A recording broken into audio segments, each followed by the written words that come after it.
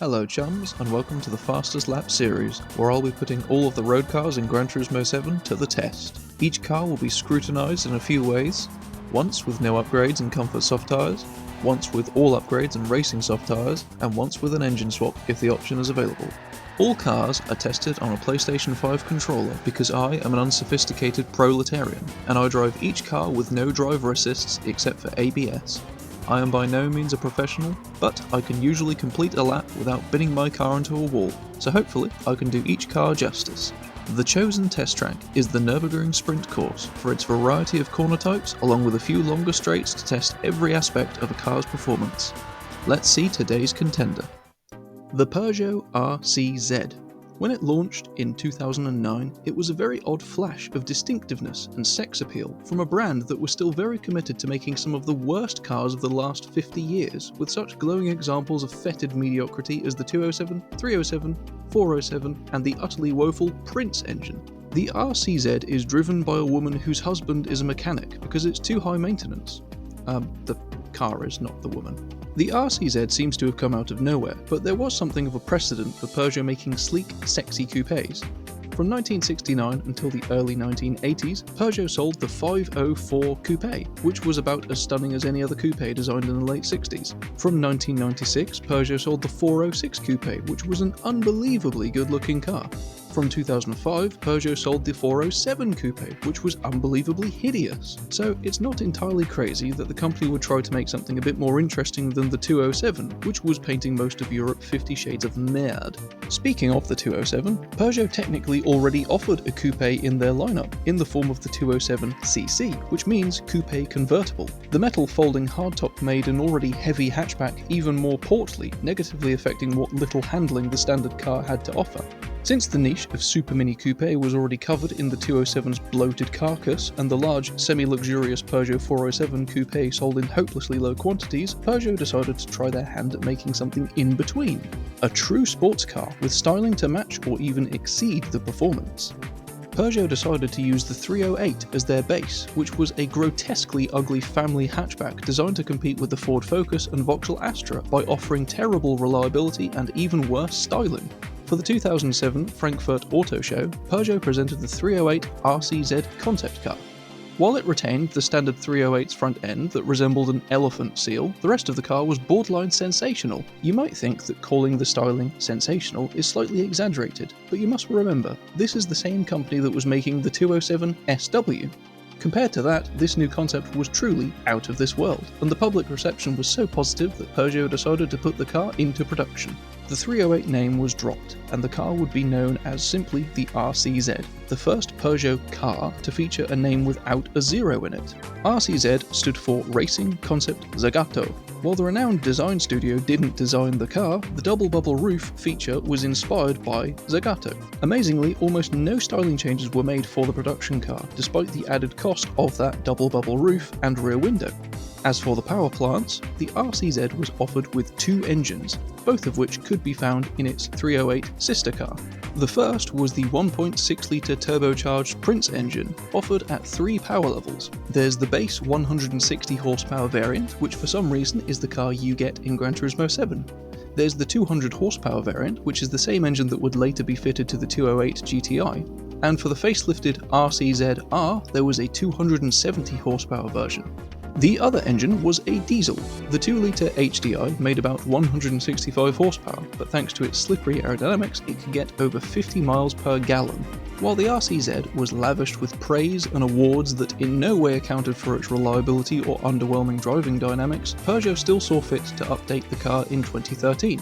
The company had been going through something of a rebranding with the launch of the handsome Peugeot 508 in 2010 and to a greater extent the Peugeot 208 in 2012, which was a complete departure from the hateful 207 that it replaced. For starters, it was good looking from just about all angles. It was 200 kilograms lighter, and there was something of a focus on making the Super Mini fun to drive with its awkward tiny steering wheel.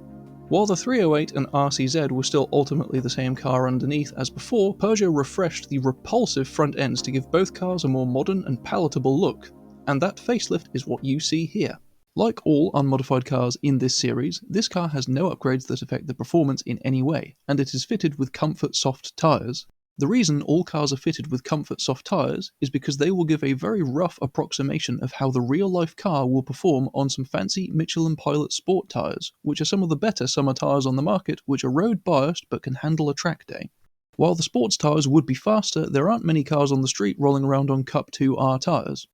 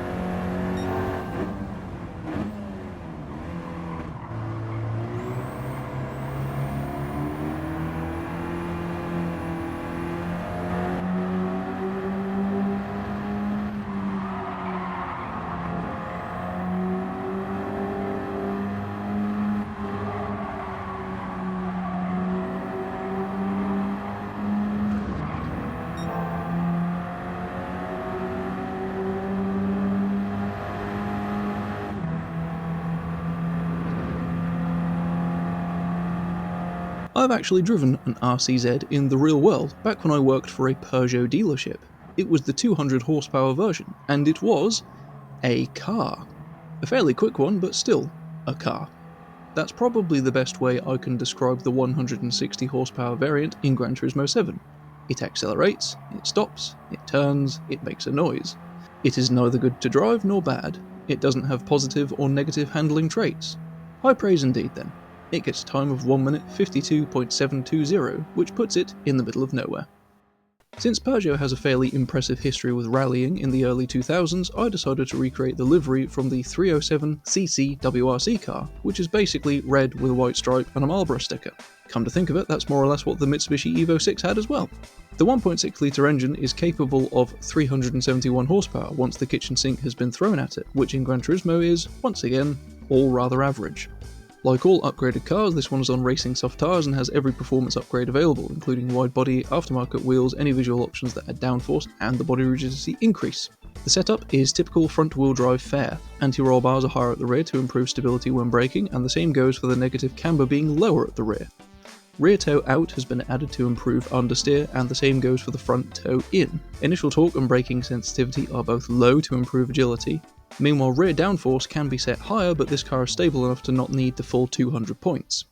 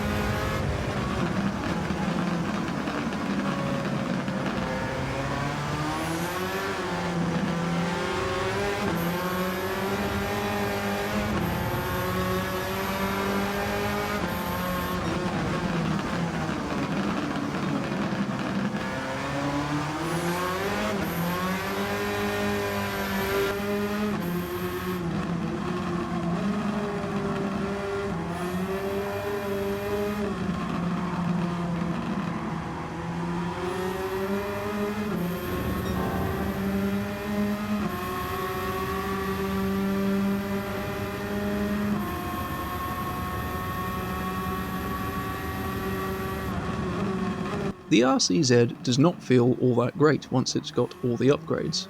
The brakes don't quite feel sharp enough to handle 370 horsepower, and in Gran Turismo 7 that doesn't seem like it's really asking for much. It's more prone to wheel spin and understeer than other front-wheel drives that are more powerful and faster, so it doesn't necessarily make the best case for itself.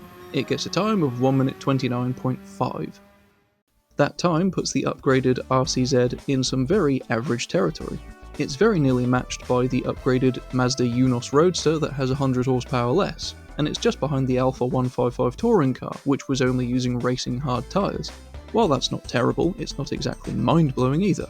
The unmodified car, meanwhile, is just under 2 seconds faster than the stock Mazda Roadster, and it's 4 seconds behind the Audi TT. There's nothing much to compare it to until I test more entry-level cars. So, that was a car of all time. Tune in next time to see something that's a tad more German.